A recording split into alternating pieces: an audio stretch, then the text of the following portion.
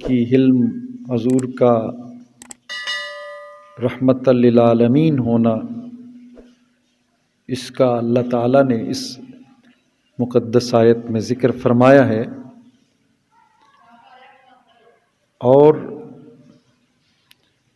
اس انداز سے فرمایا ہے جس سے حصر ثابت ہوتا ہے کہ وما ارسلناک، نہیں بھیجا ہم نے آپ کو، الا مگر رحمت للعالمین، تمام جہانوں کے لیے رحمت، یعنی آپ صرف اور صرف رحمت ہیں، آپ سراپا رحمت ہیں۔ آپ کی رحمت کا دریا اس طرح ٹھاٹھیں مار رہا ہے کہ اپنے بھی فیض یاب ہو رہے ہیں، بیگانے بھی فیض یاب ہو رہے ہیں، دشمنوں کو بھی، اپنوں کو بھی اس سے حصہ مل رہا ہے، دشمن بھی اس رحمت کی چادر کے سائے میں، اس ٹھنڈی چھاؤں میں مزے لے رہے ہیں۔ یہ پیارے محبوب نبی کریم صلی اللہ علیہ وآلہ وسلم کی شان رحمت للعالمینی ہے کہ نبی کریم صلی اللہ علیہ وسلم کی رحمت کا یہ سائبان صرف کسی ایک علاقے پر، اپنوں پر، کسی رشتہ دار پر، کسی قوم، خاص قوم پر نہیں ہے، بلکہ نبی کریم صلی اللہ تعالی علیہ وآلہ وسلم کا یہ ابر کرم ساری کائنات پر چھایا ہوا ہے، اور حضور علیہ السلام کے اس فیضان کرم سے سارے فیض یاب ہو رہے۔ بڑا عجیب سا منظر ہے، ہم نے بڑے بڑے اچھے اخلاق کے لوگ دیکھے ہیں، بڑے پاکیزہ صفت لوگ بھی دیکھے ہیں، لیکن بعض اوقات ہوتا یوں ہے کہ جو اپنے ہوں، قریبی ہوں، اپنے چاہنے والے ہوں، اپنی قوم کے ہوں، اپنے ملک کے ہوں، اپنے علاقے کے ہوں، ان کو تو لوگ جو ہے وہ کہتے ہیں کہ ٹھیک ہے یہ ہمارا قریبی ہے، اس کے لیے تو انعام و اکرام ہوتا ہے، لیکن جو دشمن ہو، دشمنوں کے ساتھ، اور ایسے سنگین دشمن کہ جنہوں نے، جو عزت و آبرو کے بھی دشمن ہوں، جو جان کے بھی دشمن ہوں، جنہوں نے وطن سے بے وطن کر دیا ہو، جنہوں نے اس پورے معاشرے میں سب سے زیادہ جو ہے نا وہ بے اعتنائی اور بے رخی کا اظہار کیا ہو، تو ان کو بھی جو ہے وہ کوئی معاف کر دے، یہ بہت کم ایسا منظر نظر آتا ہے۔ لیکن نبی کریم صلی اللہ علیہ وآلہ وسلم، حضور صلی اللہ علیہ وسلم کا جو دریائے رحمت تھا وہ صرف اپنوں کے لیے نہیں تھا، بلکہ نبی کریم صلی اللہ علیہ وآلہ وسلم اپنے دشمنوں کو بھی معاف فرما دیتے تھے، دشمنوں کو بھی اسی طرح حضور اپنی رحمت سے حصہ عطا فرماتے تھے، جس طرح اپنے فیض یاب ہو رہے تھے، بیگانے بھی فیض یاب ہو رہے۔ اور حضور کی اسی رحمت واسعہ کی وجہ سے اللہ تعالیٰ نے پھر لوگوں کو ایمان کی دولت سے بھی نواز دیا۔ حضور کی انہی کریمانہ اداؤں کی وجہ سے حضور نے لوگوں کے دلوں کو موہ لیا، اور وہ سارے قدموں میں گر کر نبی کریم صلی اللہ علیہ وسلم کی غلامی کا طوق گلے کی زینت بنا کر فخر محسوس کرتے تھے۔ دوستان گرامی قدر، حضور علیہ السلام کی مکہ مکرمہ کی زندگی کس سے جو ہے وہ چھپی ہوئی ہے؟ کون ہے جو حضور کے ان حالات سے ناآشنا ہو جو حضور علیہ السلام کو مکہ مکرمہ میں جن جو ہے وہ حالات سے گزرنا پڑا کہ اپنے بھی خفا تھے، بیگانے بھی خفا تھے، حضور علیہ السلام کے قریبی رشتہ دار وہ بھی ایمان لانے سے جو انکار کر رہے تھے۔ حضور علیہ السلام کے ساتھ صرف انکار نہیں کیا بلکہ دشمنی پر اتر آئے، حضور کی جان کے پیاسے ہو گئے۔ حضور علیہ السلام جو ہے ایک بڑا، آپ سنتے رہتے ہیں، حضور علیہ السلام وہ واقعہ کہ آپ مکہ کو چھوڑ کر آپ طائف کی طرف تشریف لے جاتے ہیں، آقا علیہ السلام ان سے مایوس ہو گئے اور حضور علیہ السلام طائف میں تشریف لے گئے، شاید اللہ تعالیٰ ان کو ہدایت کی توفیق عطا فرما دے اور وہ اللہ تعالیٰ کی بندگی کا جو ہے نا وہ اپنے گلے میں توق ڈال لیں اور اللہ تعالیٰ کی بندگی اختیار کر لیں۔ تو وہ حضور علیہ السلام مکہ کو چھوڑ کر حضور صلی اللہ علیہ وآلہ وسلم طائف میں تشریف لے گئے۔ یہ بڑا خوبصورت واقعہ ہے، میں عرض کرتا رہتا ہوں، محفلوں میں بھی میں نے یہ عرض کیا ہے کہ حضرت نبی کریم صلی اللہ علیہ وسلم جب وہاں گئے تو وہاں کے لوگوں نے بڑا روکھا رویہ اختیار کیا، حضور علیہ السلام کے ساتھ بڑا ناروا سلوک کیا۔ ایک ان کا سردار، حضور ایک سردار کے پاس گئے، ان کو کہا مان لو اللہ تعالیٰ کی وحدانیت کو، میں تمہیں دنیا آخرت کی نجات کی ضمانت دیتا ہوں۔ وہ کہنے لگے اللہ تعالیٰ کو تیرے علاوہ کوئی نبی نہیں ملا تھا، تیرے علاوہ کوئی نبی، کوئی ایسا شخص نہیں ملا تھا جس کو نبوت عطا کر دیتا۔ ایک سردار اس طرح حضور سے جو ہے نا وہ بدتمیزی کرتا ہے۔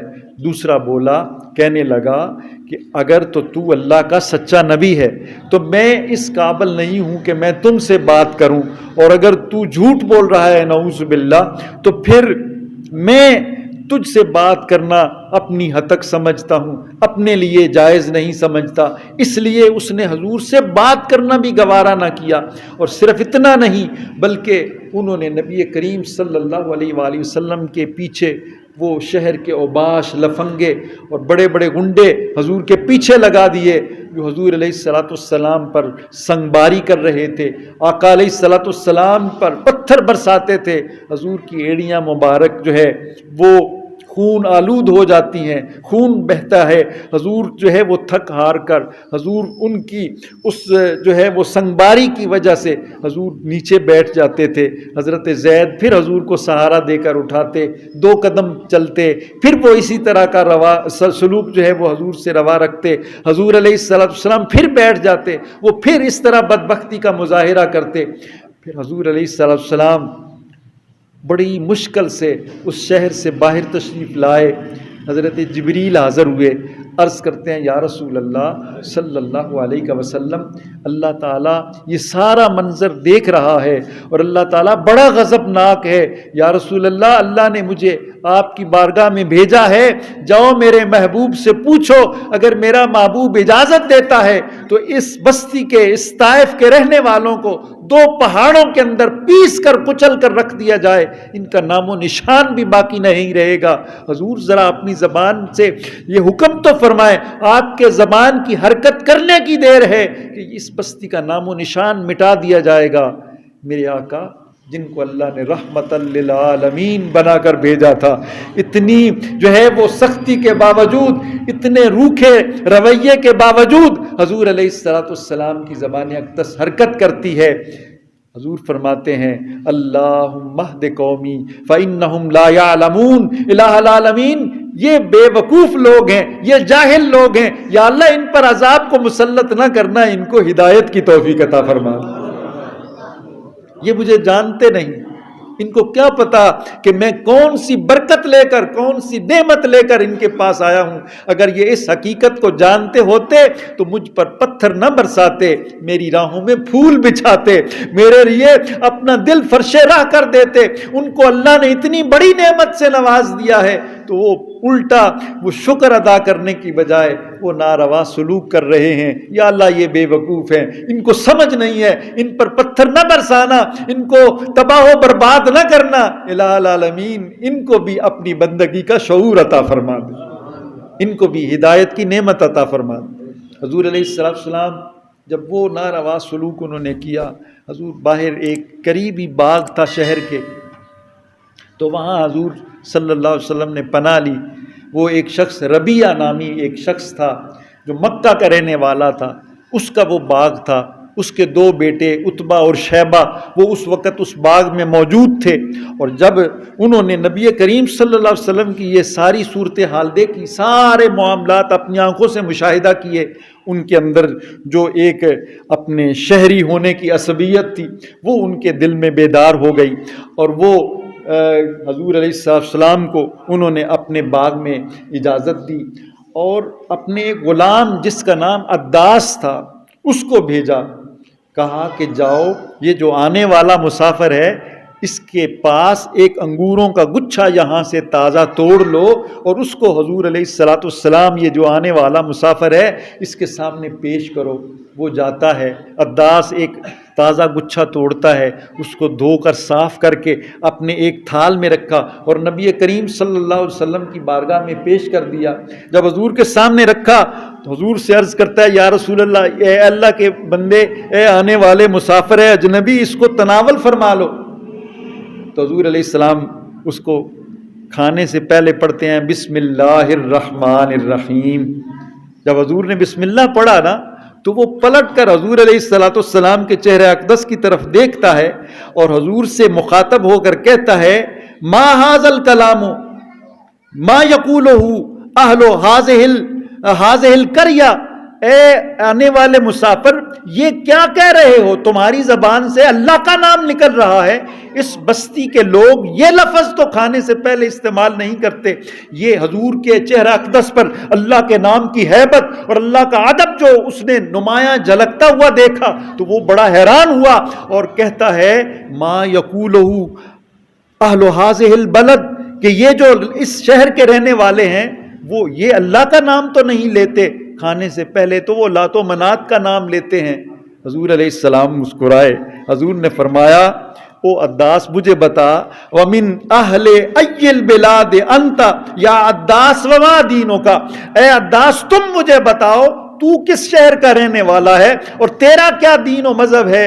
وہ عرض کرتا ہے قال نصرانی، کہتا ہے میں عیسائی ہوں، میں ان لوگوں کے طرح بت پرست نہیں ہوں، حضرت عیسیٰ علیہ السلام پر ایمان رکھنے والا ہوں۔ وَأَنَا رَجُلٌ مِّنْ أَهْلِ نَيْنَوَا، اور وہ کہتا ہے کہ میں نینوا ایک بستی ہے وہاں سے یہاں آیا ہوں اور یہاں رہتا ہوں، میرا دین نصرانی ہے، میں عیسائی مذہب سے تعلق رکھتا ہوں اور نینوا کی وادی سے یہاں آیا ہوں۔ میرے آقا نبی کریم صلی اللہ علیہ وسلم نے فرمایا فقال رسول اللہ صلی اللہ علیہ وسلم من قریۃ الرجل الصالح یونس بن متی، حضور نے فرمایا اچھا تو حضرت یونس بن متی، حضرت یونس علیہ السلام ان کے شہر سے آیا ہے، وہ اللہ کے بڑے نیک بندے تھے، وہ رجل صالح تھے، اللہ تعالیٰ کے اس نیک بندے حضرت یونس علیہ السلام کی بستی سے آیا ہے۔ جب حضور نے حضرت یونس علیہ السلام کا نام لیا تو اس کی حیرانگی کی کوئی حد نہ رہی کہ یہاں مجھے کتنے سال ہو چکے ہیں، کوئی جانتا نہیں حضرت یونس علیہ السلام کو، کسی کو ان کے نام کا پتہ نہیں ہے، اور یہ حضرت یونس کا نام لے رہا ہے۔ وہ کہتا ہے کہ اے نبی کریم صلی اللہ علیہ وسلم سے عرض کرتا ہے مجھے بتائیے تو صحیح ما یدریک ما یونس بن متی، آپ کو کیسے پتا ہے کہ یونس علیہ السلام کون ہے؟ آپ کو کس نے یہ خبر دی ہے؟ حضور نے ارشاد فرمایا ذاک اخی کان نبی وانا نبی، تمہیں نہیں پتا وہ میرے بھائی تھے، وہ بھی اللہ کے نبی تھے اور میں بھی اللہ کا نبی ہوں۔ حضور نے فرمایا وہ بھی اللہ کے نبی تھے اور میں بھی اللہ کا نبی ہوں۔ جس وقت حضور علیہ السلام نے یہ الفاظ کہے تو روایت کے الفاظ ہیں فَأَكَبَّ عَلَى رسول اللہ صلی اللہ علیہ وسلم يُقَبِّلُ رَأْسَهُ وَيَدَيْهِ وَقَدَمَيْهِ، جب حضور کی زبان سے یہ سنا نا کہ میں اللہ کا نبی ہوں اور حضرت یونس علیہ السلام تو میرے بھائی اللہ کے نبی تھے، تو وہ حضور کے جو ہے وہ اوپر جھک جاتا ہے، کبھی حضور کے سر اقدس کو بوسہ دیتا ہے، کبھی حضور کے ہاتھ چومتا ہے اور کبھی حضور کی قدم بوسی کرنا شروع کر دیتا ہے۔ حضور کے قدموں پر گرا ہوا ہے، حضور کے قدموں سے ہونٹوں کو چوم رہا، حضور ہونٹوں سے چوم رہا ہے اور حضور علیہ السلام کی بلائیں لیتا ہے، حضور پر نثار ہو رہا ہے اور اس کی زبان سے یہ لفظ نکلتے ہیں فقال للنبی صلی اللہ علیہ وسلم اشہد انک عبد اللہ ورسولہ، اس کی زبان سے براہ راست یہ الفاظ نکلتے ہیں، بے اختیار یہ الفاظ نکلتے ہیں اور وہ کہتا ہے میں گواہی دیتا ہوں آپ اللہ کے بندے اور اللہ کے سچے رسول ہیں۔ حضور علیہ السلام کی اس خوبصورت بات کو سن کر اس کے دل کی کیفیت بدل جاتی ہے دونوں وہ جو اس کے مالک تھے عتبہ اور شیبہ دور کھڑے ہو کر وہ سارا منظر اپنی نگاہوں سے دیکھ رہے تھے. تو ایک بھائی دوسرے کو کہتا ہے اما غلاموں کا وقد افسدہ علیکا، یہ تیرا غلام جو ہے اب تیرے کام سے گیا، اب تو یہ تیرے کام کا نہیں، اس کو تو جو آنے والا مسافر ہے اس نے تو اس کو خراب کر دیا. یہ دیکھیں اس کے سر کا کبھی بوسہ لیتا ہے، کبھی اس کے ہاتھوں کو چوم رہا ہے، کبھی ان کے قدموں پر گرا پڑا ہے. تیرے ہاتھ سے گیا، اب تیرے کام کا نہیں ہے. تو یقبل راس ھذا الرجل ویدیہ وقدمیہ. انہوں نے پوچھا او عداس تجھے کیا تکلیف ہو گئی؟ یعنی جب وہ آیا نا واپس اپنے مالکوں کے پاس، عتبہ اور شیبہ کے پاس، تو وہ کہتا ہے، وہ پوچھتے ہیں او تجھے کالا لہو ویلک یا عداس، او عداس تیرے لیے ہلاکت ہو، ما لکا تجھے کیا تکلیف ہو گئی؟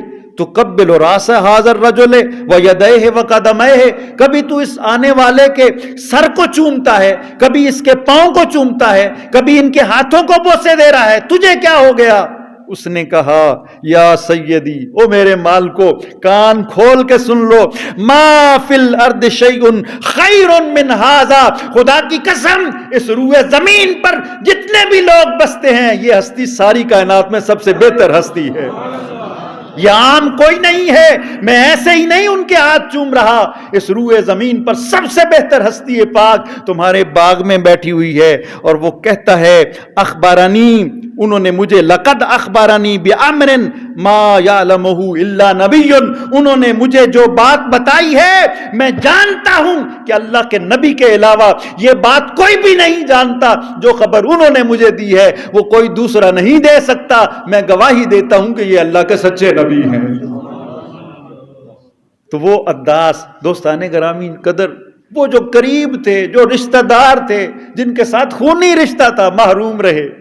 ان کو دولت یہ ایمان کی نصیب نہ ہو سکی، لیکن اللہ تعالیٰ نے جن کے نصیب میں لکھا ہوا تھا، جسے چاہا در پہ بلا لیا، جسے چاہا اپنا بنا لیا.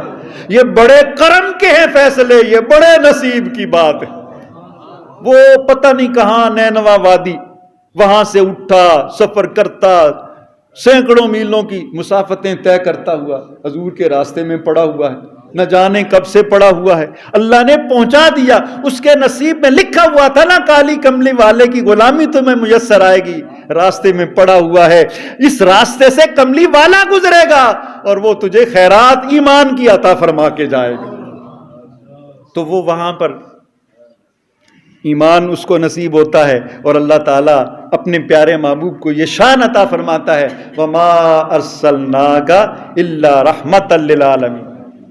جو بد نصیب تھے وہ محروم رہے اور جن کے نصیب میں لکھا ہوا تھا وہ حضور کی رحمت سے فیضیاب ہو رہے تھے. اور صرف اپنے ہی نہیں، بیگانے جو دشمن تھے، جانی دشمن، حضور علیہ السلام ان سے بھی کرم کا رویہ ہے، ان سے رحمت کا رویہ ہے، ان سے محبت کا رویہ ہے.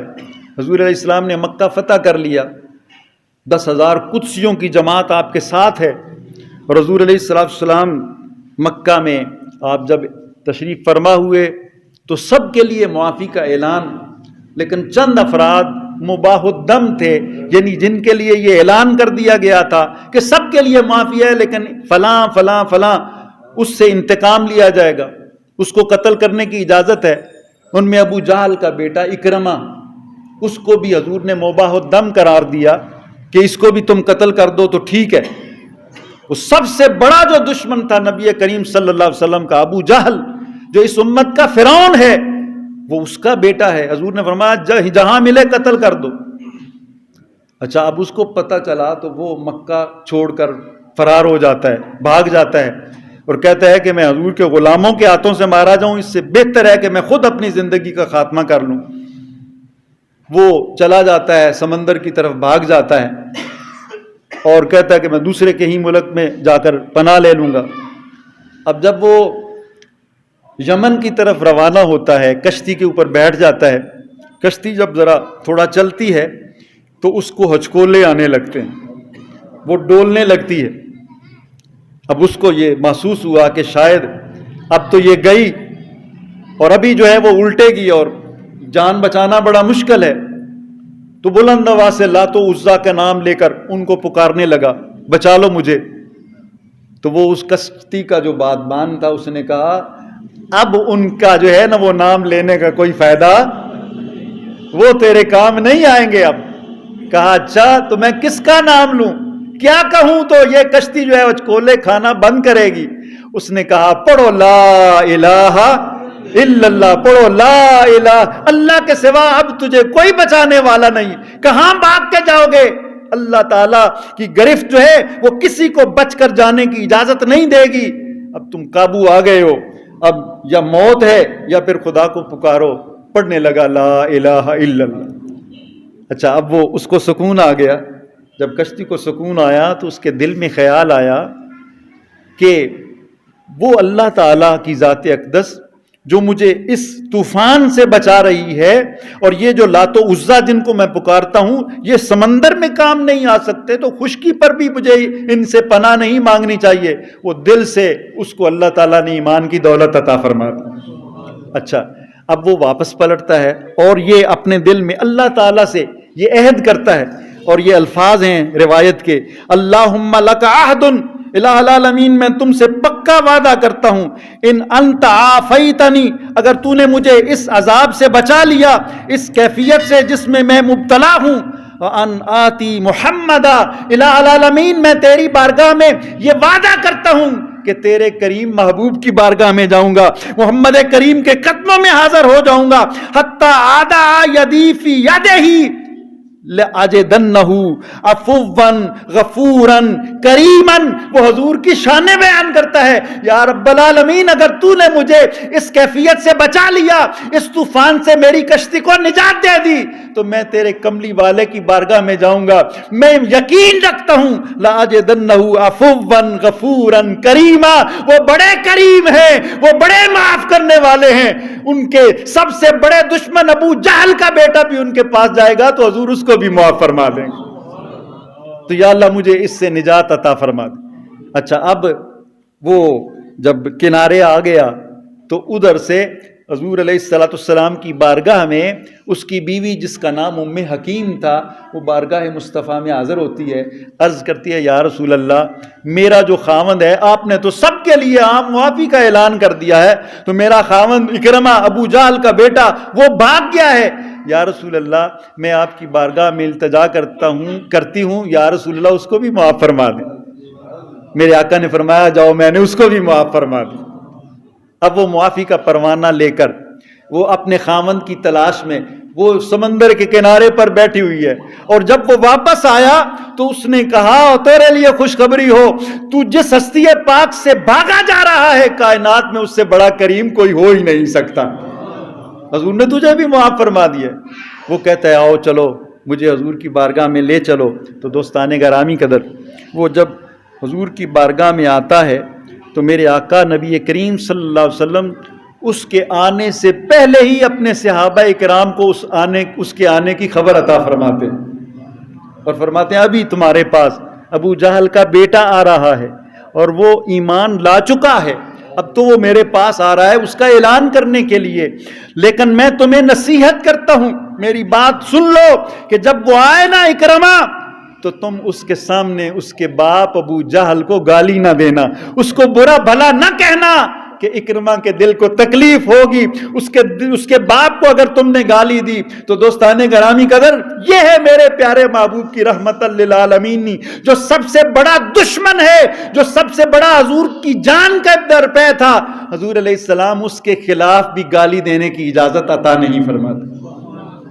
آج ہم ہیں حضور کی محبت کا دعویٰ کرنے والے، ایمان کا دعویٰ کرنے والے، حضور علیہ السلام کی غلامی کے نعرے لگانے والے، ہماری زبان جب چلتی ہے تو شعلے اگلتی، ہم کسی کو نہیں معاف کرتے، کوئی تھوڑا سا کوئی ہماری طبیعت کے خلاف بات تو کر کے دیکھے اور پھر بچ کر جائے، ایسا کیسے ہو سکتا ہے؟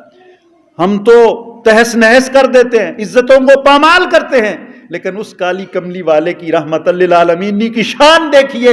اکرمہ جو ابو جہل کا بیٹا ہے، حضور صحابہ اکرام کو فرماتے ہیں تمہارے پاس آ رہا ہے، خبردار جب وہ آئے گا تو اس کے سامنے اس کے باپ کو گالی نہ دینا۔ اس کے دل کو تکلیف ہوگی. تو جب وہ آتا ہے دوستان گرامی قدر، کتنی اونچی ان ہستیوں کی شان ہے، وہ کتنے خوش نصیب لوگ تھے. میرے آقا نبی کریم صلی اللہ علیہ وسلم کی بارگاہ میں جب وہ آتا ہے، حضور اٹھ کر اس کا استقبال کرتے ہیں اور فرماتے ہیں مرحبا بمن جاء مؤمنا مہاجرا. میں خوش آمدید کہتا ہوں اس کو جس کو اللہ نے ایمان کی دولت بھی عطا فرما دیا اور اب وہ میرے پاس مہاجر بن کے آ رہا. مرحبا، خوش آمدید بمن جاء مؤمنا مہاجرا، جو مومن بھی ہو چکا ہے، ایمان کی دولت بھی اس کو نصیب ہو چکی ہے. اب وہ بھاگ نہیں گیا بلکہ اللہ نے جو ایمان کی دولت دی ہے اس کے سبب مہاجر بن کر میری بارگاہ میں حاضر ہو رہا. حضور نے اس کو خوش آمدید کہا اور اس طرح فرتے جذبات سے حضور اس کا استقبال کرتے ہیں کہ اپنی کملی مبارک اتاری جس کی قسمیں اللہ تعالیٰ قرآن میں کھاتا ہے. حضور علیہ السلام اپنی چادر مبارک ابو جہل کے بیٹے اکرمہ پر ڈال دیتے اور اس کو استقبال کرتے ہیں، اپنے پاس بٹھاتے ہیں. اور اللہ تعالیٰ نے جب اس کو توفیق دی، حضور کی بارگاہ میں حاضر ہوا، عرض کرتا ہے یا رسول اللہ ایمان تو میں پہلے لا چکا ہوں، اب صرف اس کا اظہار کرنا ہے، آپ اپنا دست اقدس آگے بڑھائیے. حضور کے ہاتھ پر اپنا ہاتھ رکھتا ہے اور کلمہ پڑھ کر مسلمان ہو جاتا.